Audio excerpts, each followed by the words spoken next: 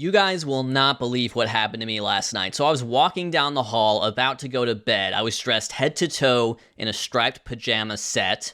I was wearing a stocking cap, and I was carrying a lit candle that I was soon going to extinguish and then go to bed and say, shoo, shoo. I sleep when I sleep. I do a honk shoo, and sometimes I do a me, me, me, me, me, me, me, me, me, when I'm really snoring. But right before that happened, who called me but none other than Oakland Athletics owner John Fisher, and he was very panicked on the phone. He said, "Bailey, I've made a terrible mistake with all this Las Vegas business. Will you please take over the Oakland A's? Will you please save this franchise? Will you keep us in the Bay Area? Also, I have no money. I have absolutely no money. I lost it all on the ponies. So I'm going to need you to, for example, achieve a winning record for us. You have to create a winning baseball team with no budget. By the way, our winning percentage last year was about 300. You have the lowest budget in baseball, and you have about 0 attendance. Please save the Oakland A's." And you know what I said, John Fisher? I said, "Yes, I will." So that's what this is. This is Let's Play Out of the Park Baseball 25. I will be saving the Oakland Athletics franchise in this universe. This is a GM/manager simulator game. So, for example, when you were growing up, right, you probably had a baseball player that you idolized. And let's say that player was Derek Jeter. And you would go to Yankee Stadium and you would see Derek Jeter and you would think to yourself, gee, maybe one day I can be like Derek Jeter. I could be the shortstop for the Yankees. Unless you were Anthony Volpe, you have found that you did not have the athletic gifts necessary to be the shortstop for the New York Yankees. But you still love baseball. And so what Out of the Park Baseball 25 is not a game where you can live out your fantasies of being a professional baseball player like you might in, say, MLB The Show. This is where you can live out your fantasies of wearing a quarter zip with a team logo and working in the front office. This is a simulation-style game. I have played it many times throughout the years, although it's been a few years since I've really played and sort of dug into some of the new features. I've sort of ran simulations on it, but I haven't actually played as a GM, as a team. So I'm excited about that. This is not necessarily going to be an expert playthrough of Out of the Park Baseball 25. I'm going to be discovering things as many of you all will be discovering things, but my goal is to try to build a nice winning Oakland A's team. I don't know how long this series is going to last. I'm going to say minimum 3, maximum 5 seasons. That sounds right to me. I'm just trying to record as much as I can this week, and I will sort of release episodes intermittently throughout the next, month or so. But I'm excited. This is Out of the Park Baseball 25. Let's get to it. It is Tuesday, March 19th. We are a day before opening day. However, that will be the Korea series, so we will not play until March 28th. So we've got some time to improve this team. I'm going to limit myself to 3 trades in this sort of preseason type episode.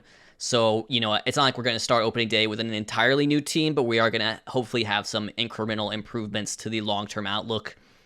We're going to start with Esteury Ruiz, who is currently leading off for us. I don't know. I haven't tweaked the lineup yet. I don't know if he's a leadoff hitter for me personally. I don't know if he gets on base enough, but he obviously has the base stealing ability. He's going to be an interesting fringy player for me because he's listed as our center fielder. He has 65 outfield range, which is the most important stat for a center fielder defensively, and that is right on the borderline of acceptable for me. I think a 70 would be what I'd really look for, a 70 or higher there, because we really want to improve our defense, particularly up the middle. And that's going to be a trend for us as we go further down to the lineup with Noda, JD Davis, and Brent Rooker. And also I'll point out Miguel Andujar on the injured list right now. But these 4, I would say, are 4 of the better hitters on the team. And yet, they don't have much to offer defensively. And so, you can only have so many first base or DH or corner outfield types. In JD Davis's case, his defensive ratings, I don't think quite reflect the effort he has put into his defense in real life, because he's improved a lot, particularly at third base. And I would love to have him at third base, but I don't know if he has the ratings to do that. So we're going to have to, something's probably going to have to give with this group. Probably 1 or 2 of these guys, not gonna stick for us much longer. But yeah, Zach Geloff, second base, he sticks, right? That's pretty basic. He's going to be our set and forget second baseman this year. Abraham Toro, third base, not married to him, not in love with the idea. Again, the defense, it could be a little bit better. I'm really going to prioritize defense at some of these positions.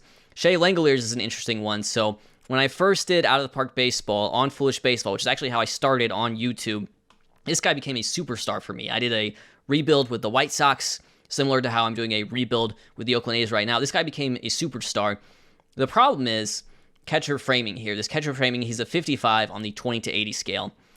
In the past, you would just try to trade for whoever is like an 80, or you would, you would acquire Austin Hedges, and even though he wouldn't hit, it would help your pitching staff so much. It'd be great. That has kind of been nerfed. So now my attitude is basically, I want the best offensive catcher I can get my hands on that has at least a 60 in catcher framing, but the difference between 60 and 80 is not going to be that much. Linklater's has a 55. He has some good hitting stats. He's right on the fringe for me. He's young, he's cost controlled, that's great. But it's possible I could seek out a catcher who is a better fit for this playthrough. JJ Bleday, kind of similar to Ruiz. Fringy, I'll put it that way. I don't know if he'll stick around. Nick Allen, I got to get a new shortstop. That is one of my top priorities. I got to get a better defensive shortstop. I like his personality traits. I like that he expects to be a bench player. I think for us, he will be a bench player potentially, unless another team is willing to, make a nice sizable offer for him. But yeah, 60 infield range, 60 infield arm. I mean, I'd like to see infield range up to a 70 or more, ideally, because again, we really want to improve this defense up the middle, because that's what's going to help our pitchers. And the thing about our pitchers is, overall, I kind of like what I'm seeing with the rotation here. I know it sounds crazy. No one's really all that great, but they have the qualities I'm looking for. And the qualities I'm looking for are good movement, which is going to deal with home run prevention and also, BABIP, and good control.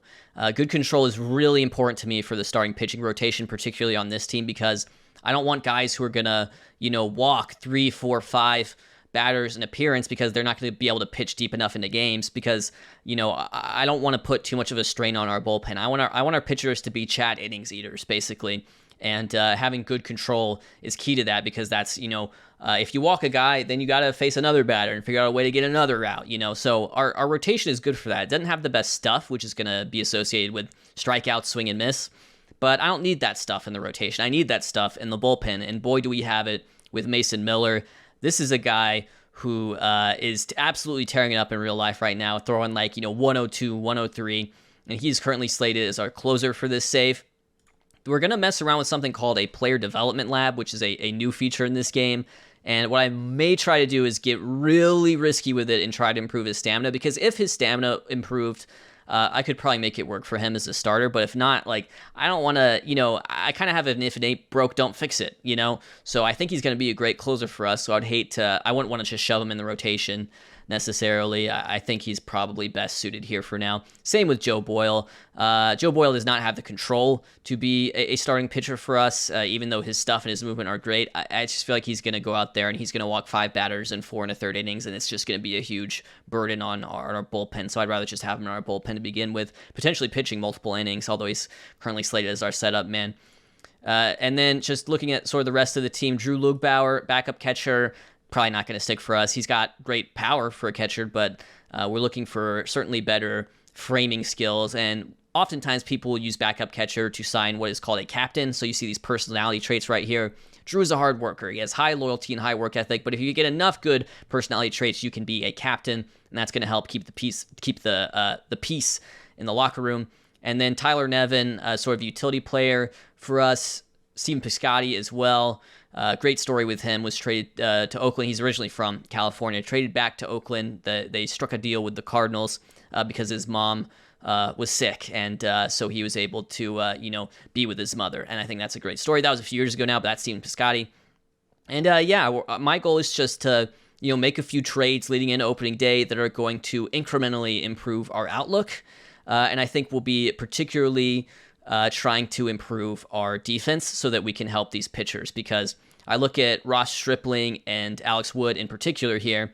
They are on 1 year, $8 million-ish deals. If they have a strong first half, we can flip them for prospects at the deadline. And so I'm excited about that. And then another trade note, Aledmus Diaz here. He's another high-earning player, relatively speaking, on this team. I will definitely be trying to get rid of him. I think we can probably just save some money that way. I don't think he's a terrible player by any means, but we are working with a really limited budget, and I think we have probably better use of our budget than $8 million on Aledmus Diaz. So we've met the Oakland A's. Now let's meet the organization as a whole. So one common move when you start an out-of-the-park baseball save is you basically fire everybody and hire your own staff, and I've done that. I, Foolish Bailey, will serve as the GM and manager. I've hired John Daniels, formerly of the Rangers, to be my assistant GM. He will advise me on certain trades. My bench coach will be Buck Showalter. He'll sort of make the in-game decisions whenever I'm simulating games, so in that sense, he will serve the role as manager, although I still get to, for example, set the lineup and the rotation in the bullpen in all the different roles that I want. We've hired a new pitching coach, bench coach, hitting coach, first base, third base coach, scouting director. I've gone with Drew Toussaint, scouting director, a very important position in out-of-the-park baseball. I picked him because he is outstanding at both scouting amateurs, international scouting, and the minor leagues, so I think this is someone who will help us identify young talent. And then finally, the legend himself, Rick Jameson. Does he know he's a legend? Because if you are starting an out-of-the-park baseball save, probably the first thing you should do is hire Rick Jameson every year because he's legendary at preventing arm injuries. And we'll be playing with injury frequency up to high, so there's going to be a lot of injuries. And I think that is just going to reflect what's happening in baseball right now with our starting pitchers. I want a realistic look at it. And, if Rick Jameson gives us an edge there, so be it. So, that is our new staff for 2024, all new. One thing I do every out-of-the-park baseball save is I make a short list of some of the top prospects in my system. That way I can manage them myself personally. So the game in general will manage the promotions and demotions of minor leaguers, but with these players in particular, I will manage that as myself.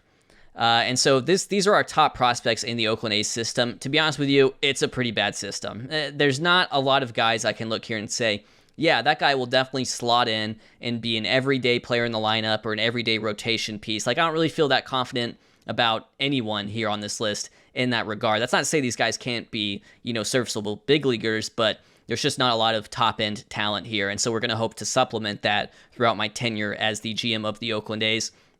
Lawrence Butler is an interesting one. I'll highlight him. He is probably the closest to being a major league player. He may make the major league roster. He has some major league service time. Tyler Soderstrom has been sort of the top prospect for the A's in real life lately, although he is a very fringy catcher defensively. He does not fit what we're trying to look for in terms of a catcher defensively. And the question is going to be, can he hit enough to maybe slot in at, first base, but then he's kind of blocked by Noda and Rooker, so it's really not a great outlook for him either. I do want to point out Lazarito right here. This guy has been a hilarious prospect to watch, super gifted out of Cuba, and in real life, he's just a huge, three true outcomes guy. You can see that right here. Look at his 2019 in high A, 227 strikeouts in 126 games, but he is a good athlete. I mostly added him just for fun. We have some, this guy, Durrell Hernandez, I don't know if I'm saying that right, but he is getting some buzz for sure. I think he's up in the big leagues right now. They got him from Oakland via trade, I believe. Do I have that right? But anyways, not from Oakland, from Baltimore, I mean. And then our best prospect, according to the game, is actually this starting pitcher, Luis Morales, who is 21 years old, also Cuban. He looks like he could be all right? He looks like he could be maybe a 4 or 5 starter for us, hopefully. Jacob Wilson, I think, was he their most recent first rounder or something like that? I got to try to find that in his history somewhere. But Jacob Wilson, shortstop, he's kind of intriguing to me at least. So, but overall, to be honest with you, not a great minor league system as things stand, although maybe certain players will improve. But yeah, that's what we're looking for. Oh yeah, and we have Max Muncy. No, not that Max Muncy. The other Max Muncy.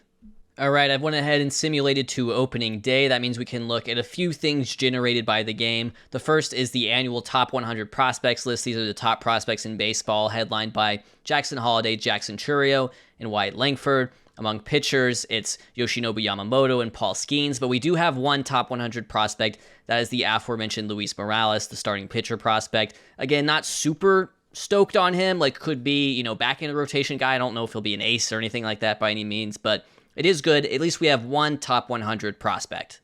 On opening day, the game also generates preseason predictions, so this is what the game thinks is going to happen. We are projected with 70 wins this year in 2024. To be honest with you, I would be really happy with that. I think 70 would be a really nice goal for us. I think it'd be a pretty nice outcome overall. We would still finish last according to the simulation in the division, but 70, that would be okay with me. These are the projected top hitters and top pitchers in the American League. We don't have any of them, but the simulation likes Aaron Judge and Shane Bieber. In the National League, the Braves, with a projected 111 wins. That's a lot of wins. Projected top players in the National League: Ohtani, Acuna, Strider, Fried, Matt Olson, Freddie Freeman. It's a lot of Dodgers and Braves. But those are your preseason predictions. Will we win 70? I don't know. I would actually take that right now. If you give that to me right now, I would take that. I have found my first trade of the series, and it's sort of a like-for-like trade because I'm going to be swapping Esteury Ruiz for Kyle Isbell. These are both left-handed hitting center fielders.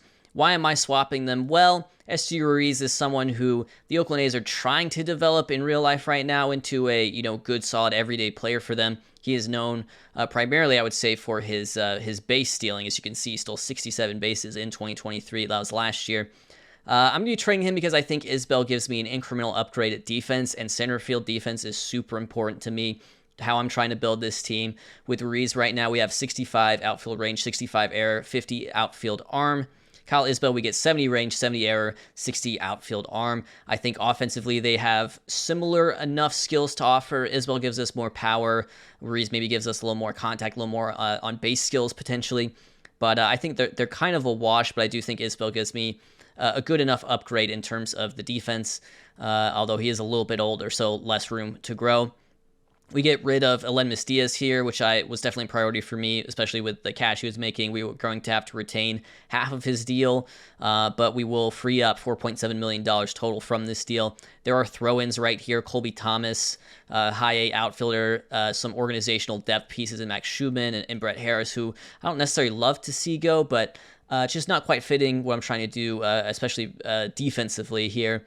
In return, we're going to get Yandel Ricardo, who is someone we have very low scouting accuracy on. He's only 17, Dominican, has not made his pro debut yet, but has very high power potential, at least according to our scouts. We'll see if that fills out. It probably won't. It probably won't be a 75 when it's all said and done, but at least we could take a swing at a really high upside prospect who would probably be a second baseman or corner outfielder at the big league level. So you see that 3.5 potential. You say, oh my gosh, this is a fleece, but he's 17 and the chances of him filling this potential are low. But it's good to take a swing at a higher upside prospect when we can. And even if he doesn't turn anything, I'm still happy to get Isbell for Ruiz because I'm freeing up $4.7 million with this trade. So that's the trade. Isbell will sort of slot in as our center fielder for now. Complete trade. Got my second trade here. I said we're going to need a shortstop, and we're going to get it in the form of Miguel Rojas. Dodgers are going to cover 75% of his contract. We're also going to get Zaire Hope, who is a outfield prospect who was just acquired by the Dodgers in real life as part of the Michael Busch trade. Rojas gives us the defense we're looking for, and he also has an option for $5 million. That'll be his age 36 season. He's definitely not young.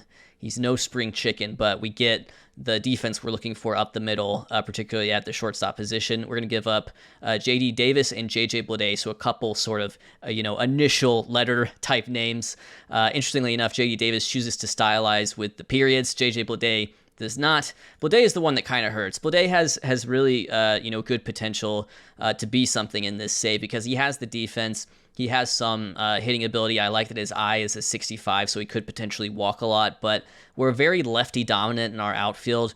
And I was trying to get rid of Seth Brown because he, is actually due like real money, and he's probably a little worse version of Bleday. But I'm gonna stick with Seth Brown. We'll probably have some sort of platoon with him and Piscotty. Bleday was going to see go, and J.D. Davis just we didn't really have space for him defensively on this team. I like his bat, but we didn't have space for him defensively. Grant Holman's the throw-in, so this is going to be our second trade out of 3. And this will be my final allowed trade, which is kind of fun because it's kind of a win now, sell the future to win now type of trade, if that makes sense, because we're giving up prospects here. One of them is Durell Hernandez. Again, pronunciation not sure, but he has become kind of a bigger prospect for the Oakland A's, again, back in the majors with them as we speak right now. Tyler Soderstrom, who has been sort of their big prospect, a former first-round pick. We're trading him because we don't like the fit defensively at catcher. And although these are really good hitting stats, we think we can find this type of hitting production for a first baseman somewhere later down the line. We'll see. Or maybe we have it already with, Rooker and Noda, hopefully. Junior Perez, Clark Elliott, Ryan Brown. None of these guys are particularly huge, big deal prospects for us, but they are something. They are at least something. And we'll be taking on some salary to do this trade. We're taking on $2 million. So some of that money that we freed up coming in clutch right now, we're going to get Jared Triolo. I'm excited about this. This is going to give us some elite defense at third base. He can do everything except hit for power. He does not hit for power whatsoever, but we're going to get some plus defense at third base. Good contact hitter, hopefully get on base for us. Braxton Ashcraft, who is a pitching prospect for them. I think we could see him in the majors in the rotation at some point this season. But he'll probably start in the minors. Edward Olivares is an intriguing one. We're getting a outfielder, but this time a right-handed hitting outfielder. And that's kind of the key, because this offense, and especially this outfield in general, has been kind of lefty dominant as we took over. It's JJ Bleday, it's Seth Brown, it's Esteury Ruiz. We even traded for Kyle Isbell, so that didn't necessarily help things either. So we get a right-handed bat in the outfield, and Jose Hernandez, will throw him on top to give us another option in the bullpen, a lefty. So that's the trade we're going to do. This is my final trade of sort of this preseason as we get into opening day. All right, it is the day before opening day. I've made my requisite 3 trades. I've also made a quick free agent signing. We'll see that in a second here, but it is time to meet your 2024 Oakland A's. Let's start with the lineups. This is going to be your lineup versus right-handed pitching. Leading off at third base, Jared Triolo. First base, Ryan Noda. Right field, batting third, Edward Olivares. At left field, batting cleanup, Seth Brown. Batting fifth, DH Brent Rooker. Batting sixth, the center fielder, Kyle Isbell. Batting seventh, the second baseman, Zach Geloff. Batting eighth, the catcher, Shea Langeliers. Batting ninth, the shortstop, Miguel Rojas. This lineup stays roughly the same, except for we do have a platoon in the corner outfield here. So against left-handed pitching, Seth Brown will sit in favor of Stephen Piscotty. Piscotty will go to right. Olivares will shift over to left. As you can see, some of those lefties in the lineup do move down versus left-handed pitching, like Noda and Kyle Isbell. But yeah, this is going to be your lineup most days. There's not going to be a lot of rotating. You know, if you're tired, you're not going to play. But otherwise, this is the look of the team. We have signed Sandy Leon to a veteran minimum deal. We have signed him because he's a captain. And he's going to just hopefully, keep the peace in the locker room and serve as our backup catcher. I think he's a better fit than Drew Lukebauer, who we sent down to the minors. And then let's talk about the pitching real quick. Here's the rotation. It's basically the same rotation that was given to us right on as soon as I loaded the save. The only difference is I maybe have rearranged it a little bit to have Paul Blackburn start second behind our ace, our opening day starter, JP Sears. Bullpen looks like this. Jose Hernandez comes in to be a stopper/lefty specialist for us. I always use the stopper role in this game with, Joe Boyle will be our setup man if need be, or Mason Miller will be our closer if we need to use those traditional terms. But I like the idea of, hey, Mason Miller, you don't have to be a ninth inning guy. If the highest leverage is the eighth inning, come in the eighth inning and try to protect a lead for us as well there. Our middle relievers right here, Osvaldo Bido, Kyle Muller, Adrian Martinez, Michael Kelly. It's not great. Austin Adams, a righty specialist. He's got nasty stuff. He has absolutely nasty stuff, but that 35 control could be a difficult thing for us to deal with. But yep, that is the team. That is the 2024 Oakland A's, and that is this episode of Let's Play Out of the Park Baseball 25. Hope you enjoyed. Next episode, we will do the first half of the 2024 regular season.